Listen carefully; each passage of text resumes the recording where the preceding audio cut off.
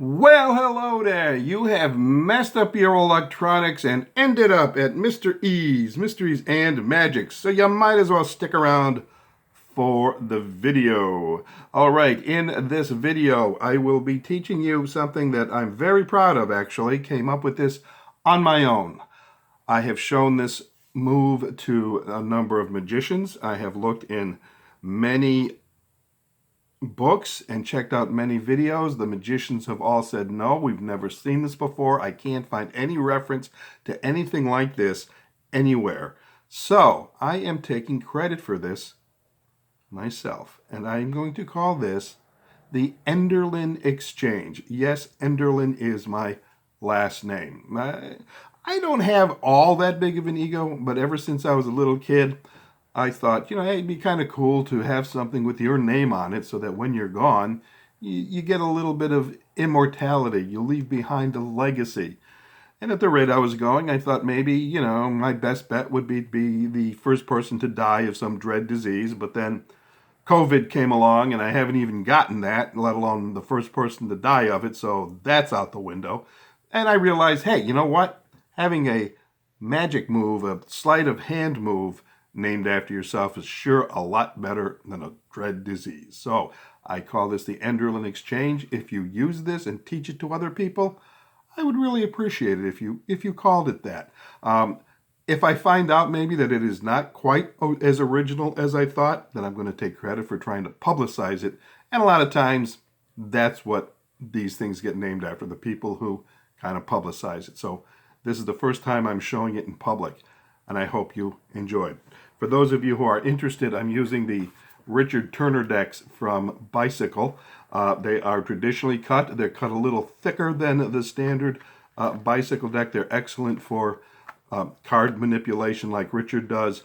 I'm not using them because I'm anywhere as good as Richard by any stretch of the imagination. I'm using them because we're going to do a sleight of hand routine. I thought they would be the most appropriate cards to use. And just for those of you, again, who are interested, it does come with a couple of a gaff card in each deck, the blank facers. So anyway, that's that. And yes, I did purchase these decks at RP Magic Shop, and I would appreciate it if you would take a moment to check out their website. The link is in the description box. So let's move on now to the Enderlin Exchange. Now, the Enderlin Exchange can be used in two ways.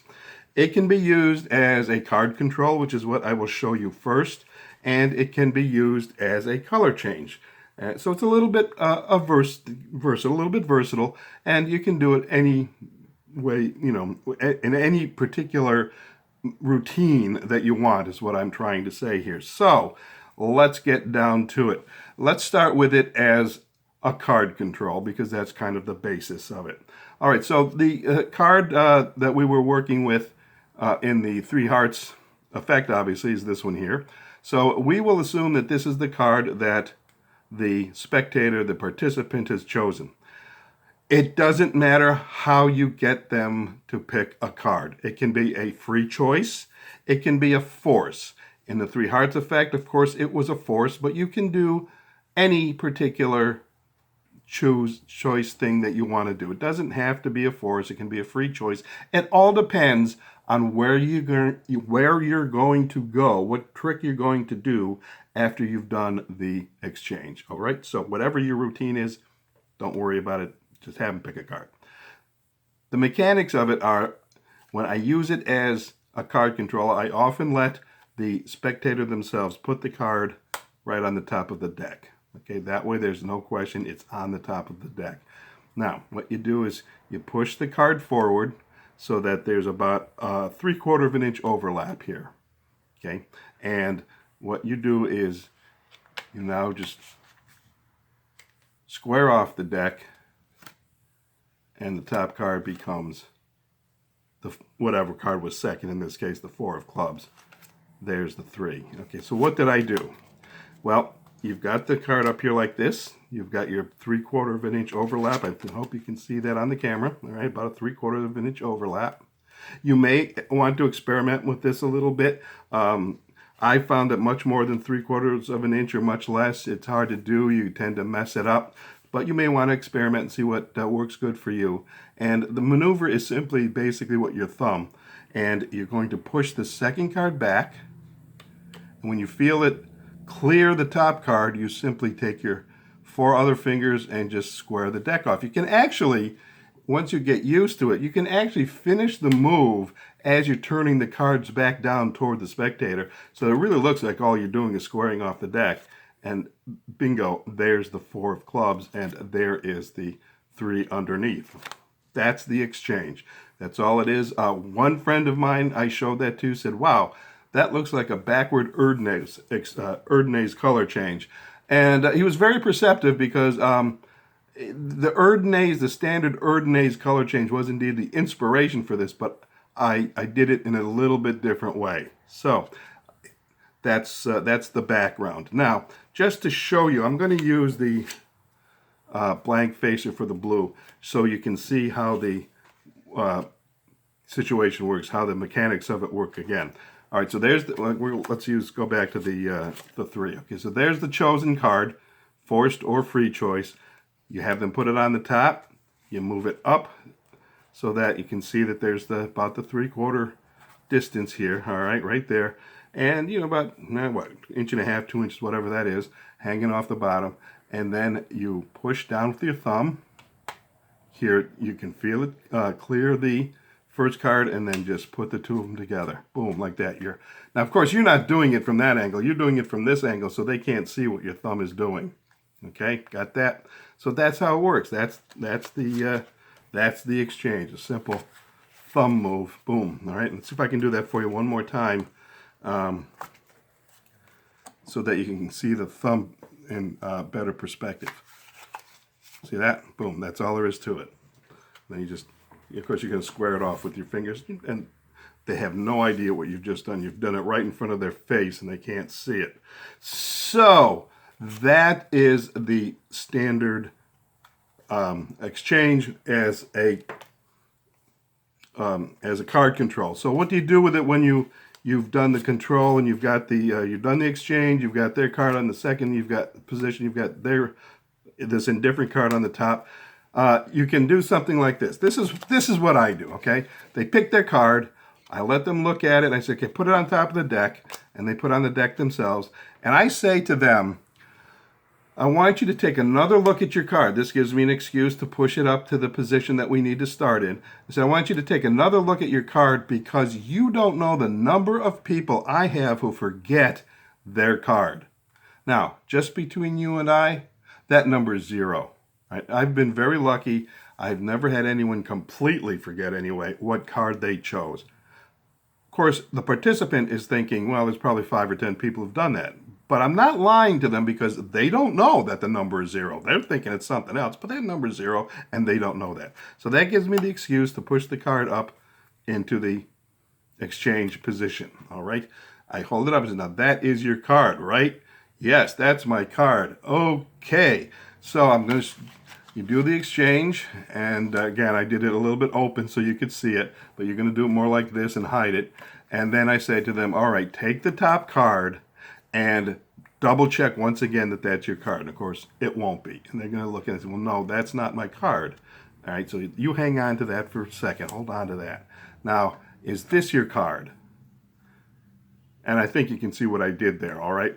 And they're going to say, no, that's not my card. And I say, oh, for crying out loud, you lost your card. Go through the deck and find it. You forgot it, you lost it, whatever. They're going to go through it, and they're not going to find it because, of course, their card is back here behind the double lift. As I'm sure you realize that's what that was, okay? So there's the double lift. Now, from this point, you can do anything you want in terms of controlling the card. Now, I do a trick called the name trick. There's a video, a demo, and a tutorial on that, which is I will link in the box below. And all I need to do now is put this back on the top. I need to have the chosen card in the second position. I take back their card from them, and boom, I'm ready to go. That's it. That's all there is to it.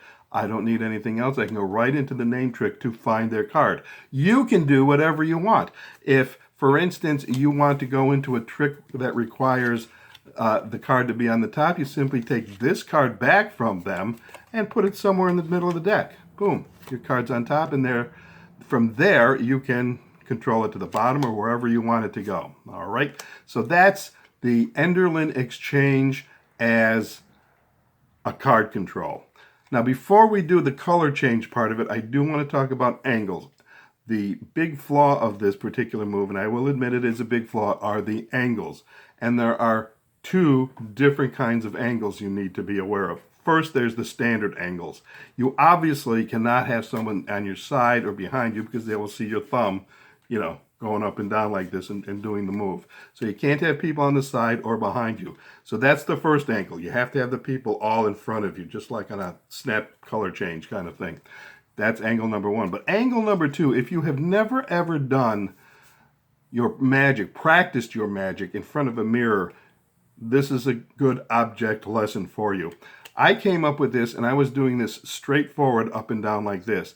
And I thought I was doing just fine. And then I did it in the mirror and I realized that when you slide this card down with your thumb, it flashes on the bottom.